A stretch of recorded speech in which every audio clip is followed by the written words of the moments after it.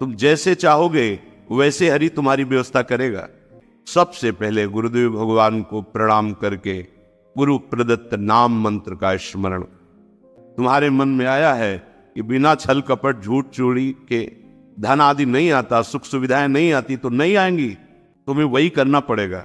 पूज्य श्री गुरु जी द्वारा इस प्रवचन में बताई गई बातें अगर कोई भी व्यक्ति अपने जीवन में अपनाता है तो उसका जीवन बदलना तय है। सुबह उठकर हमें अपनी दिनचर्या किस तरह शुरू करनी चाहिए और हम खुद को किस तरह प्रभु के आश्रित करें कि हमें किसी से कभी भी जीवन में कुछ मांगने की जरूरत ना पड़े, जानिए इस सुंदर प्रवचन में और पुण्य के भागी बनिए। राधे राधे। इतना शरीर सेवी मत बन जाओ कि हर समय खान पान का ही चिंतन केवल बना रहे, जिससे प्राणों का पोषण हो, शरीर स्वस्थ रहे। ऐसी दिनचर्या बनाओ। प्रातः उठे, सबसे पहले गुरुदेव भगवान को प्रणाम करके गुरु प्रदत्त नाम मंत्र का स्मरण, फिर वृंदावन भूमि को प्रणाम करें, चाहे जहां हो, क्योंकि हमारा प्रेम धर्म धाम में विराजमान प्रिया प्रीतम के चरणार विंद का सेवा सुख है। बिना स्नान किए खाना पीना या स्नान करके सीधे केवल भोजन अर्पित करने की बात ही नहीं मन में आई। बहुत ध्यान देने योग्य, ये कचाई दूर हो जाएगी। अगर बिना प्रभु को अर्पित किए हुए पा रहे हो तो तुम कैसे वैष्णव हो, कैसे शरणागत हो? वही तुम्हारे को बंधन में बांध देगा, अर्थात तुम्हारी बुद्धि में वही स्फुरणा होगी जो मायाकृत भोगों में आकर्षण पैदा करके तुम्हारे हृदय में तृष्णा कामना की आग लगा देगी। अगर भगवद अर्पित प्रसाद है तो इन वासनाओं को नष्ट करता है। बिना भगवद अर्पित किए हुए जो भी पाया जाता है वो पाप पाया जाता है, ऐसा संतों ने कहा है, ऐसा भगवान ने भी गीता जी में कहा है। कितना समय लगता है, बहुत सहज बात है।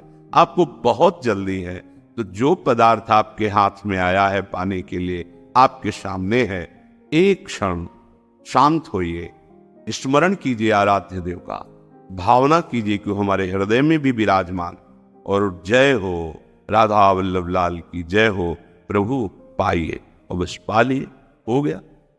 बहुत जल्दी है तो आप कहीं ऐसी जगह जहां छवि नहीं विराजमान, ठाकुर पास नहीं, ये उपाय कीजिए। अगर घर में है, बहुत जल्दी है, तो आप दृष्टि भोग लगा दीजिए। सामने गए, हाल दिखाई, दो चार नाम लिए, प्रणाम किया, समय है, विराजमान करके एक पद गाया, भावना कर रहे प्रभु पा रहे, फिर आचमन कराया।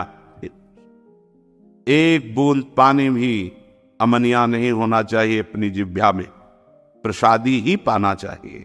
जल भी पाना है तो पहले लिया, राधा वल्लभ लाल अर्पित किया, फिर पिया।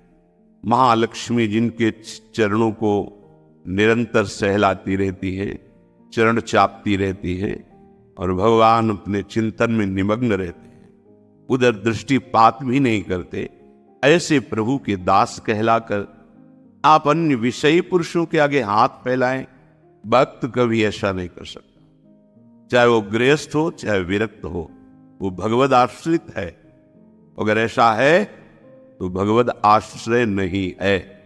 जिसके हृदय में नाम चल रहा होता है वो परम धनी है। जो शरणागत जन है, जो भगवत प्रसाद से मिला आनंद लेते हैं, उसी में संतोष कर, अगर जरूरत पड़ी तो उसमें से भी दूसरे को दे देते हैं, पर न जांच ही। ऐसे करना भक्तों का स्वभाव नहीं होता। ऐसे करने का मतलब है स्वामी को पहचाना नहीं। जिनकी तुम शरण में हुई उनको तुमने माना नहीं, ऐसी जरूरत ही नहीं। भक्तन पाछे यूं फिरे ज्यो बछड़ा संगाए, चाहे वो गृहस्थ भक्त हो चाहे विरक्त भक्त हो। विश्वास कर, राजी होना सीखो अपने प्रभु के विधान में, जीवन मंगल में हो जाएगा। ये आवश्यकताएं, ये चाह, ये वासनाएं इतनी मत बढ़ा लो कि तुम प्रभु को भूल जाओ और संसार की इस भूल भलैया में भटक पड़ो। ये भटकन मिटाने के लिए मनुष्य जीवन मिला है। अरे भाई, कितनी आयु है तुम्हारी? शरीर तो छूटेगा ना। कितना जीवन है तुम्हारा? इसे तुम कलंक लगा रहे हो शरणागति में, दूसरे के आगे हाथ जोड़कर मांग करके, अन्य भरोसा करके, अन्य आश्रय रख करके। कितना जीवन है तुम्हारा?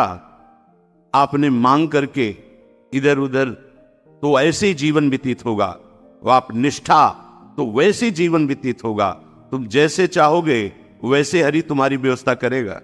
तुम्हारे मन में आया है कि बिना छल कपट झूठ चोरी के धन आदि नहीं आता, सुख सुविधाएं नहीं आती, तो नहीं आएंगी, तुम्हें वही करना पड़ेगा। तुम्हारी सोच है।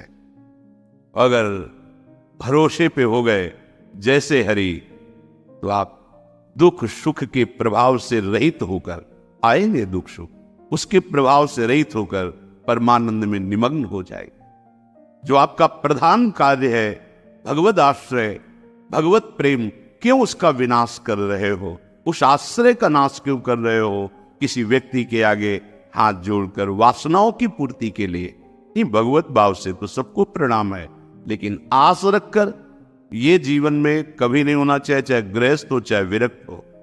भगवत आश्रय बिल्कुल, ये कच्चाई अगर नहीं छोड़ोगे तो आपको भगवदानंद का अनुभव नहीं होगा और लगेगा कि कहते भी कि हम 20 साल से मंत्र जप रहे, 20 साल से शरणागत है, चलनी में गैया दू है और दोष दैव को दे। बोले बहुत चारा लगाते हैं, बड़े बड़े धनवी हैं, खूब दूध है उसमें, पर पीने को एक बूंद नहीं मिलता और हम दूहते भी हैं। तो किसमें दूह रहे हो? क्योंकि चलनी में गैया दू है। दोष दैव को दे, हरिगुरु कहो न माने।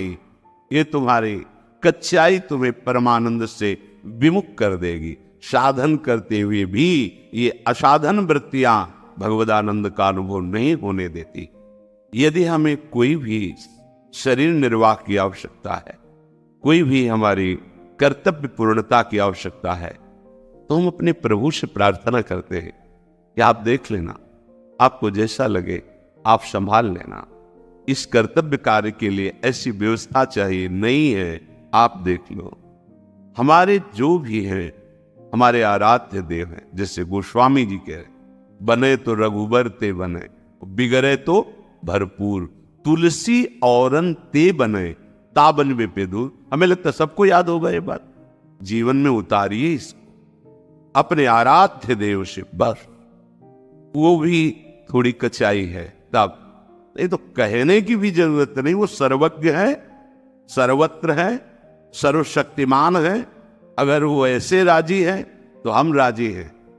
बस सबसे बढ़िया सूत्र उपासनक है, जोई जोई प्यारो करे सोई मुझे। हम राजी उसी में जिसमें तेरी रजा। कम से कम ये जन्म तो प्रभु के प्यार में दे के देखो। बहुतों के प्यार में जन्म के जन्म बिता दिए, एक बार हरि प्रेम में ऐसा तो करके देखो, जोई जोई प्यारो करे सोई मुझे भावे।